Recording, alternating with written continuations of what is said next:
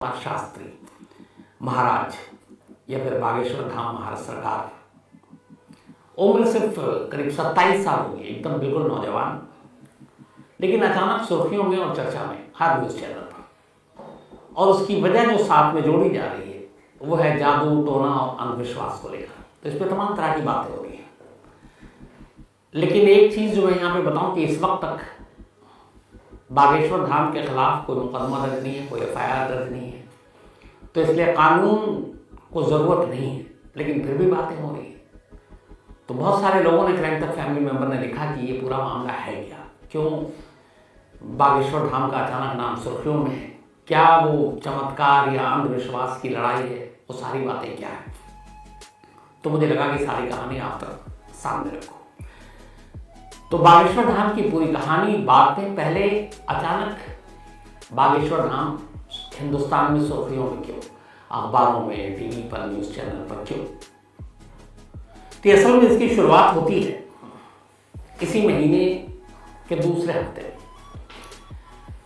बागेश्वर धाम नागपुर में थे और नागपुर में एक रामचरित्र चर्चा का आयोजन था जो चलना था वहां पर करीब 13 जनवरी तक।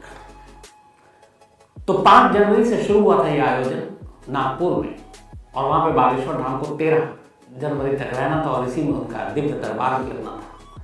लेकिन अचानक कहते हैं इल्जाम ये कि 13 जनवरी से पहले 2 दिन पहले 11 जनवरी को 2 दिन पहले इस रामचरित्र चर्चा को बागेश्वर धाम ने खत्म कर दिया और नागपुर से वो निकल पड़े।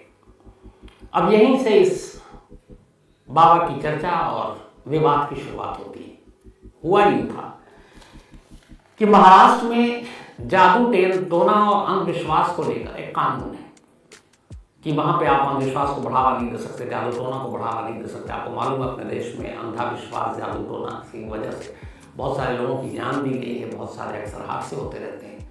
तो इसीलिए महाराष्ट्र में कानून बनाया गया कि जादू टोना या अंधविश्वास को हम बढ़ावा नहीं देंगे। Maharashtra anti superstition and black magic act इसको कहते हैं। तो इसी कानून के तहत इसमें करीब 6 महीने से लेकर 7 साल तक की सजा है। तो इसी कानून के तहत एक शख्स जो वहां पे इस तरह के अंधविश्वास के खिलाफ मूवमेंट चलाते हैं और उसी की एक कमेटी है, तो उन लोगों ने चैलेंज किया सीधे सीधे बागेश्वर धाम को कि ये जो आप करते हो दिव्य दरबार में कि लोगों को जानने का कि ये जो भी है कौन कहाँ से आया, बिना उससे बात किए हुए, बिना उसके बारे में जाने हुए आप पर्ची पर लिख के देते हैं इसका नाम ये फलाने जगह से आया, इसकी ये बीमारी है, और फिर आप उसको ठीक करने का दावा करते हैं। तो अगर आप में वाकई ऐसी कोई ताकत, कोई शक्ति है तो फिर ठीक है, आप यहाँ पे उसको साबित कीजिए नागपुर में। और अगर आप अपनी इस दिव्य शक्ति को जो आपको ऊपर वाले ने दे रखी है और आप साबित कर देते हैं कि आप सच में हर एक को पहचानते हैं, हर एक को जानते हैं बिना उसको मिले हुए, तो उस दिन इस कमेटी के लोग जो हैं वो वहाँ पे होंगे। और ये असल में कमेटी थी अंधश्रद्धा उन्मूलन समिति, तो इसके प्रेसिडेंट हैं श्याम मानव। उन्होंने इस दिव्य दरबार को एक तरह से ये कहा था कि एक भूत प्रेत को भगाने की दरबार लगा रखी है बागेश्वर धाम ने, और लोगों को ये बेवकूफ़ बनाते हैं। तो उनका ये कहना था, चैलेंज दिया सीधे सीधे कि अगर आप में वाकई शक्ति है तो फिर आप जो भी उस दरबार में शामिल लोग होंगे हमारी मौजूदगी में, अब इसका मतलब ये था कि जो ये लोग हैं इनके भी कुछ लोग आएंगे, तो किसी के बारे में भी बागेश्वर धाम सच बता दें कि उसकी असलियत क्या है और अपना चमत्कार सबके सामने दिखाएं और दिखाएं कि हाँ वो वाकई किसी का भी सिर्फ चेहरा देखकर उसके बारे में सब कुछ बता सकते हैं। तो ये चैलेंज किया और साथ में ये भी कहा कि अगर उन्होंने अपने इस चमत्कार को साबित कर दिया तो ये कमेटी उनकी 30 लाख रुपए, श्याम मानव की जो कमेटी है अंधश्रद्धा उन्मूलन समिति, वो 30 लाख रुपए देगी। और अगर नहीं साबित कर पाए तो फिर Maharashtra anti superstition and black magic act के तहत कार्रवाई होनी चाहिए, मुकदमा दर्ज होना चाहिए, FIR दर्ज होना चाहिए। तो श्याम मानव ने ये चैलेंज किया और इसके बाद से विवाद शुरू हुआ, क्योंकि 13 जनवरी तक नागपुर में रहना था बागेश्वर धाम को, लेकिन इस चैलेंज के बाद कहते हैं कि वो 11 जनवरी को ही नागपुर छोड़कर वो वहां से निकल लिए और यहीं से बागेश्वर धाम का नाम मीडिया में लगातार सुर्खियों में। अब सवाल यह है कि इस पूरा मामला, ये पूरी सच्चाई है या फिर बागेश्वर धाम है क्या, और क्या वो नागपुर से इस चैलेंज को स्वीकार न करने के चक्कर में भागे। तो पहले सफाई, बागेश्वर धाम ने ये कहा कि पहले से उनका कार्यक्रम था छत्तीसगढ़ के रायपुर में भी, और 11 जनवरी को ही ये खत्म करना था, तो 11 जनवरी को खत्म किया। कोई मैं डर कर भागा नहीं, भगोड़ा नहीं हूं, और मुझे 11 जनवरी को ही खत्म करना था। साथ में ये भी कहा कि मैं कोई चमत्कारिक नहीं हूं, मैं कोई चमत्कार नहीं करता हूं, मैं भगवान नहीं हूं। तो ये पूरी सफाई मीडिया में अलग अलग चैनलों पर आ रहा है। लेकिन अब सवाल ये कि 27 साल का एक नौजवान जो अचानक बागेश्वर धाम बना, इसकी पूरी कहानी क्या है, कौन है ये, और अचानक जो सुर्खियों में है ये आपको मैंने अभी बताया है। कैसे चैलेंज किया गया कि आप अपने चमत्कार दिखाएं, और 30 लाख का कहा गया कि हम देंगे, लेकिन ऐसा हुआ नहीं। तो अब बागेश्वर धाम या फिर देवेंद्र शास्त्री, इनकी पूरी कहानी क्या है। तो असल में बागेश्वर धाम जो है ये मध्य प्रदेश के छतरपुर जिले में एक इलाका है गढ़ा, और उसी गढ़े में, अब इस छतरपुर या फिर गढ़ा आप मध्य प्रदेश में शायद वैसे ना समझें, एक और आसान तरीका समझने का वो ये है कि इसी मध्य प्रदेश में और इसी छतरपुर में एक जगह है खजुराहो, आपने नाम सुना होगा, हिस्टोरिकल प्लेस है। तो छतरपुर है उसी में खजुराहो भी आता है, और उसी में आता है गढ़ा, और इसी गढ़े में ये एक असल में बुंदेलखंड का ये इलाका है, और बुंदेलखंड के अंदर ही ये छतरपुर आता है जो बागेश्वर धाम जहाँ पर है। पर ये बागेश्वर धाम शुरू से वहाँ पर नहीं था। इस गढ़ा गांव में असल में एक पहाड़ी हुआ करती थी, और वहाँ पर एक पहाड़ी थी और एक शंकर जी की मूर्ति लगी हुई थी। लेकिन जहाँ पे ये पहाड़ी और शंकर जी की मूर्ति थी, वहीं पे बराबर में, उस पहाड़ी के बराबर में गांव वालों ने एक तरह से एक शमशान भी बना रखा था, और उस पहाड़ी के करीब जब भी गांव या आसपास के लोगों में किसी की मौत होती तो उसी शंकर जी की मूर्ति और पहाड़ी के करीब उस शमशान में ले जाकर अंतिम संस्कार किया करते। तो कई लोग इसी वजह से, चूंकि अंतिम संस्कार होता था तो उसे मरघट की पहाड़ी भी कहा करते थे उस जगह को, और जहाँ पे अंतिम संस्कार या शमशान होता है उसके इर्द गिर्द बहुत सारे लोग भी होते हैं। और ये जो पूरा बेल्ट है बुंदेलखंड का, यहाँ पे अक्सर जादू टोना, ये छोटे छोटे गांव में ये सारी चीज़ें वहाँ बहुत पुराने ज़माने से चली आ रही है। लोग, उनके पास इतने पैसे नहीं हैं, डॉक्टर भी ज़्यादातर वहीं पे झोला छाप देते हैं, छोटी मोटी बीमारियों के लिए इलाज करा लिया तो ठीक, वरना फिर बाबा या फिर जो जादू टोना करने वाले हैं उनके पास ये लोग जाते हैं उम्मीदों से कि बीमारी ठीक कर देंगे, परेशानी दूर कर देंगे, गरीबी दूर कर देंगे। तो वहाँ पे ये अक्सर इस मरघट पहाड़ी के पास ऐसे बहुत सारे लोग जादू टोना भी किया करते थे। धीरे धीरे वक्त बीता, फिर ये जो अपने बागेश्वर धाम यानी कि धीरेन्द्र शास्त्री हैं, इनके दादाजी ने उसी पहाड़ी के पास एक बालाजी यानी हनुमान की मूर्ति लगाई, और फिर वहीं पे एक छोटा सा मंदिर बना है। अब उस मंदिर में पूजा शुरू, और धीरेन्द्र शास्त्री के दादा जो है वो वहाँ पे बाकायदा पूजा पाठ किया करते थे, और उन्हें दादा गुरु भी कहा जाता था। तो वहीं से इस एक तरह से बागेश्वर धाम की बुनियाद पड़ी उस मरघट पहाड़ी के करीब गढ़ा इलाके में जो खंडवा के छतरपुर में आता है। फिर धीरे धीरे वक्त बीता, धीरेन्द्र शास्त्री के दादा की मौत हो गई, उनके पिता जो वो किसान थे, खेती बाड़ी किया करते थे। धीरेन्द्र शास्त्री बड़े हुए थे, पढ़ाई लिखाई करीब कहते हैं 12वीं तक पढ़ाई लिखाई की। 12वीं तक पढ़ाई लिखाई करने के बाद फिर वो भी इसी मरघट पहाड़ी की तरफ रुख करते हैं जहाँ दादा ने ये मंदिर बनाया, हनुमान जी की मूर्ति लगाई, और उसी जगह पर अब ये एक बागेश्वर धाम धीरे धीरे एक तरह से कहें तो सामने आता है। लेकिन शुरुआत में ये सब किसी का ध्यान नहीं गया, बागेश्वर धाम की तरफ नहीं, धीरेन्द्र शास्त्री की तरफ भी नहीं। फिर कहते हैं कि कभी बागेश्वर धाम की बुनियाद रखी गई, और दादा के बाद जब धीरेन्द्र शास्त्री ने इसकी कमान संभाली तो उस वक्त वहाँ के लोकल मीडिया को बुलाया गया था, और ये रिकॉर्ड पर है, और लोकल मीडिया को बुलाकर कहा गया था कि बागेश्वर धाम में और यहाँ बहुत सारे चमत्कार होते हैं। तो लोकल मीडिया के लोग गए वहाँ पर, तो पूछा गया क्या क्या चमत्कार होता है। तो एक ही बताया गया था कि इस मंदिर में अगर कोई बल्ब लगा है तो बल्ब फूट जाता है, टूट जाता है। कुछ लोगों के इंटरेस्ट की चीज़ें थी, बाकी लोगों ने इसे छोड़ दिया। फिर लोकल मीडिया में कुछ खबरें छपी, उसके बाद नेशनल मीडिया ने भी इंटरेस्ट दिखाया। आपको पता है अपने बाबाओं की कहानियों को जो बाढ़ देती है, भरी रहती है। तो शुरुआत में किसी का ध्यान इस बागेश्वर धाम की तरफ गया ही नहीं, न धीरेन्द्र शास्त्री की तरफ गया। धीरे धीरे वक्त बीता। अब छोटी मोटी लोकल मीडिया में धीरेन्द्र शास्त्री की चमत्कार की कहानियाँ आती रही। हालांकि वो एक कथावाचक के तौर पर इस मंदिर में कथा सुनाया करते हैं। फिर इसके बाद मीडिया में इतना कुछ हुआ नहीं, तो सोशल मीडिया जब धीरे धीरे बढ़ने लगी तब धीरेन्द्र शास्त्री ने सोशल मीडिया का सहारा लिया। और इसके बाद सोशल मीडिया पे जब वो आए तो फिर अपने चमत्कार और बागेश्वर धाम की जब चीज़ें वीडियो डालने लगे तो फिर थोड़ी सुर्खियाँ मिलनी शुरू हुई। इसके बाद फिर एक अपने न्यूज़ चैनल भी होता है, एंटरटेनमेंट चैनल भी होता है और धार्मिक चैनल भी है, जो पूरे दिन आपने देखा होगा अलग अलग कथा और ये सारी चीज़ें इस चैनल पर टेलीकास्ट होता है। तो ऐसे ही एक चैनल के साथ 2-3 सालों तक बागेश्वर धाम की इस कथा को और बाकी वहाँ पे जो सारी चीज़ें होती है उसको टेलीकास्ट किया गया। वहाँ से थोड़ा और ये पॉपुलर हुआ। फिर इसके बाद यूट्यूब चैनल, सोशल मीडिया पर अलग अलग तस्वीरें, वीडियो, लाइव कथा, लाइव चमत्कार, वो वैसी तस्वीरें जब आनी शुरू हुई तो फिर ये और मशहूर हुआ।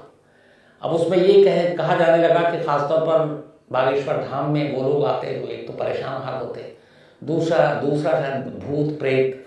तो ऐसे कई वीडियो हैं जिसमें लोग आ रहे हैं, अजीब तरह का वो बर्ताव व्यवहार कर रहे हैं और धीरेन्द्र शास्त्री जो है मंत्रोच्चार के बीच हाथ उनकी तरफ करते और वो सब फिर एक एक कर ठीक होते जाते।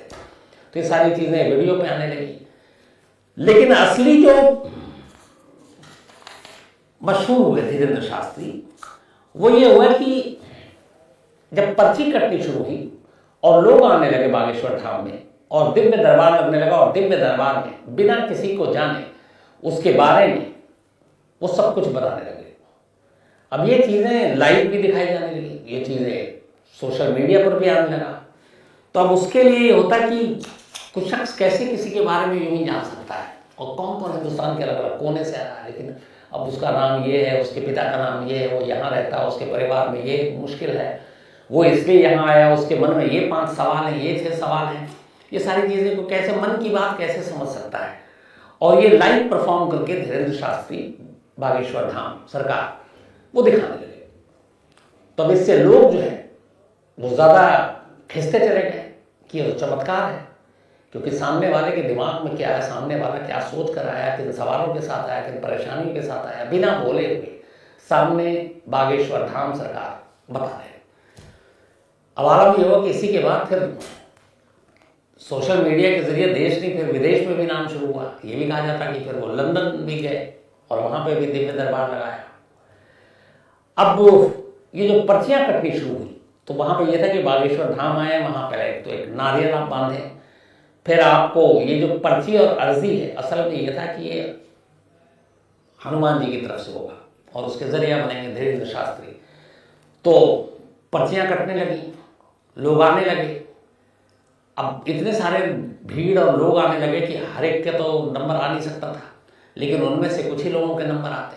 कुछ लोगों ने इल्ज़ाम लगाया कि जो पर्चियाँ कटती थी उसमें 1000 रुपये लिए जाते थे और 1000 में से अगर मान लो 10,000 लोगों की पर्चियाँ ली गई तो 5, 7, 10, 20 बस वही उन्हीं की बातें हो रही है, बाकी सब की बातें नहीं हो रही है।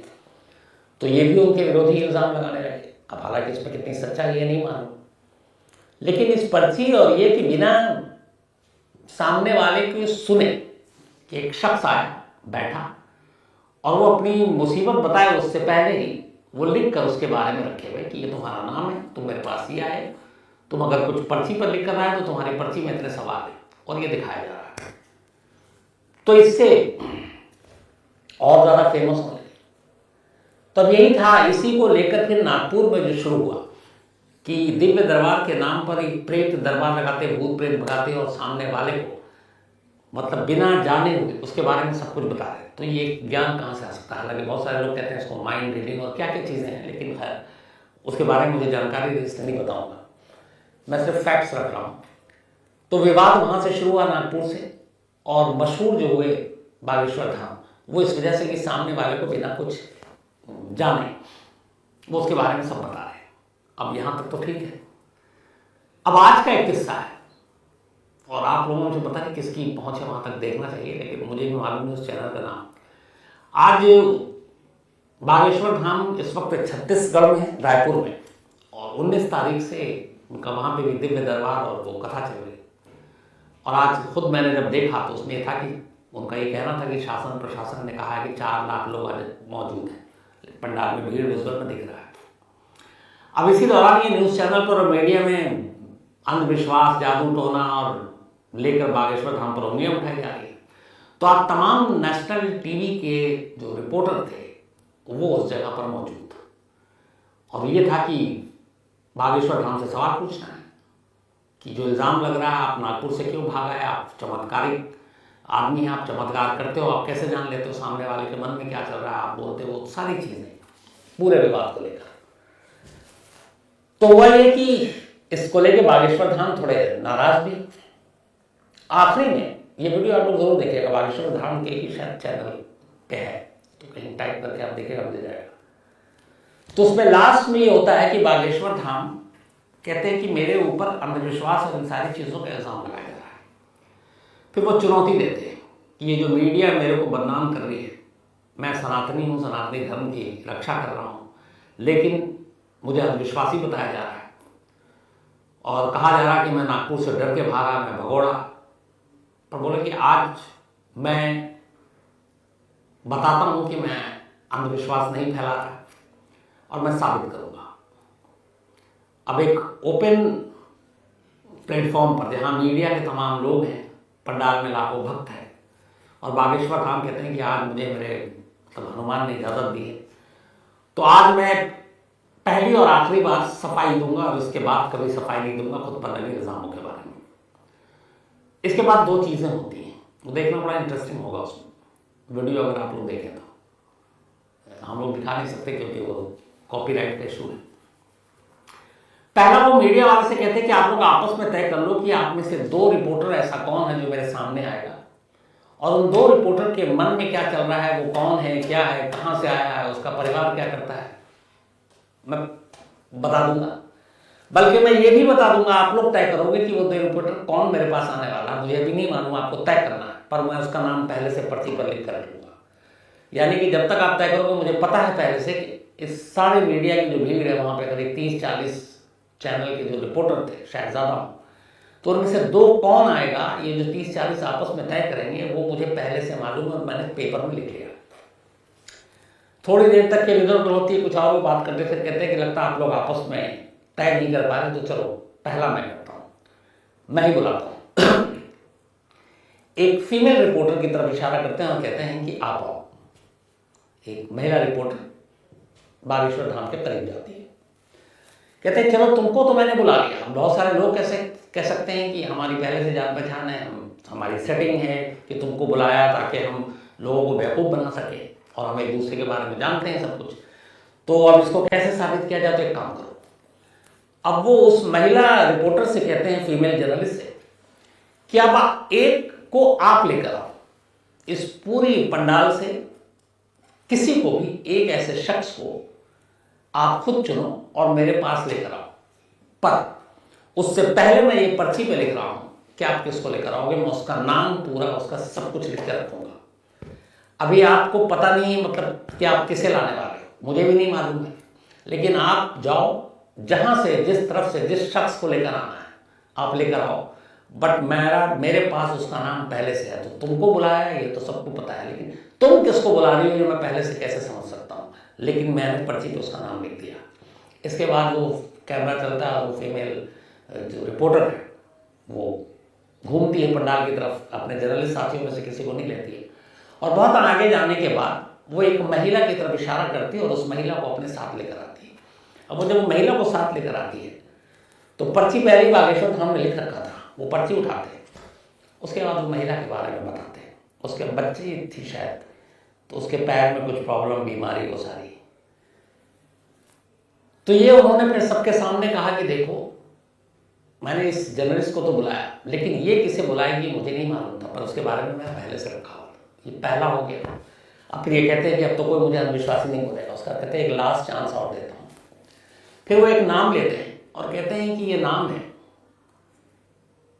इस नाम के साथ यहाँ पे खड़े हुए किसी एक जर्नलिस्ट का रिश्ता है, वो उसका शायद रिश्ते में चाचा लगता है। तो जिसके चाचा का नाम ये है वो रिपोर्टर मेरे पास आ जाए। इत्तेफाक से एक रिपोर्टर एबीपी न्यूज़ चैनल के आगे आता है और वो बताता है कि हाँ ये नाम जो आपने बताया वो शायद चाचा ही थे। फिर वो पर्ची उठाते, उससे पहले उसी का नाम लिखा हुआ कि तुम्हारा एक भतीजा, भतीजे का नाम ये है। बोलता हाँ यही है। तुम्हारे भाई ने अभी कोई नया घर खरीदा है? तो रिपोर्टर कहता हाँ 2 दिन पहले गृह प्रवेश हुआ है। तो वो सारी चीज़ें बताती। उसके बाद वो रिपोर्टर कहता है कि मैं कभी भी मतलब अपनी जीवनी, अपनी लाइफ, अपने रिलेटिव, घर कहाँ रहता हूँ ये शेयर नहीं किया, लेकिन बागेश्वर धाम को सब पता। वो कहता जो भी कहा सब सच कहा। अब इसके बाद वो कहते अच्छा तुमको एक सवाल पूछने का मौका देता हूँ। हालांकि यहाँ पे उस रिपोर्टर ने थोड़ी गलती कर दी। उसने सवाल खुद के बारे में पूछ लिया। उसने कहा कि मैं अपने मीडिया के पेशे में और कितना बेहतर कर सकता हूँ, कैसे कर सकता हूँ, ये बताइए।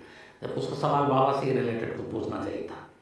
खैर इस पर बागेश्वर धाम ने कहा कि तुम्हारी उन्नति, तरक्की होगी, प्रमोशन होगा, ये सारी चीज़ें। फिर 2 मंत्र लिख के दिया कि ये मंत्र पढ़ना और बेहतर करोगे।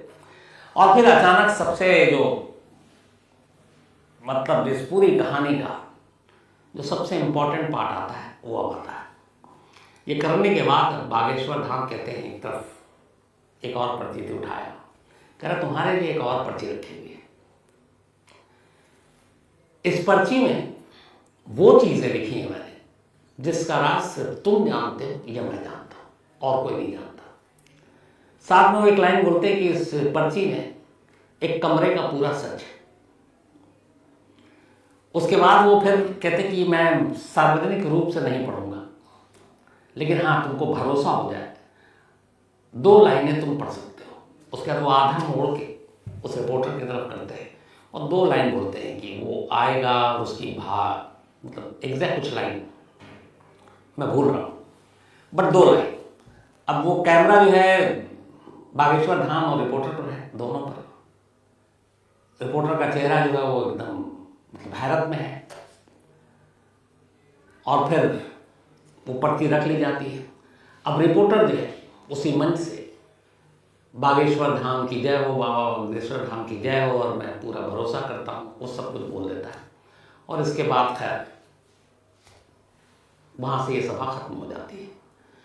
तो जर्नलिस्ट को अपनी वो दिखाने के लिए कि अंधविश्वास ही नहीं हूँ मैं ये भी, और दूसरा 2 जर्नलिस्ट को, बाकी जर्नलिस्ट को दिखाने के लिए कि मुझे सब पता है, ये भी लाइव उस चैनल पर दिखा है। इसका आपको लिंक मिल जाएगा, आप अगर देखेंगे बागेश्वर धाम में कहीं भी। तो ये हुआ। अब सवाल ये कि 27 साल की उम्र में ये चलो जादू टोना या शक्ति कहाँ से, इसके अलावा और क्यों विवाद में रहे। तो बागेश्वर धाम का विवाद एक तो एक बयान को लेकर हुआ था हाल में, पठान फिल्म आ रही है कि पठान फिल्म का बायकॉट करो। एक और विवाद शुरू हुआ था कि एक बुलडोजर खरीदो, सब कमजोर मत बनो, उसको लेकर काफी विवाद मीडिया में रहा। एक तीसरा था छूत और अछूत को लेकर कि एक शख्स आया विजय नाम का और कहते हैं कि वो वीडियो चल रहा था और वो जब आ रहा पैर छूने लगा तो बागेश्वर धाम ने कहा कि नहीं तुम पैर मत छू, अछूत। लेकिन खैर उसके ऊपर सफाई भी थी और बाद में उस वीडियो में ये कहते हुए सुनाया जा रहा कि तुम पैर मत छू, हम अछूत हैं। तो बागेश्वर धाम ने खुद के लिए बात कही। अब इसकी सच्चाई नहीं मालूम कि ये बाद में हुआ या पहले से यही था।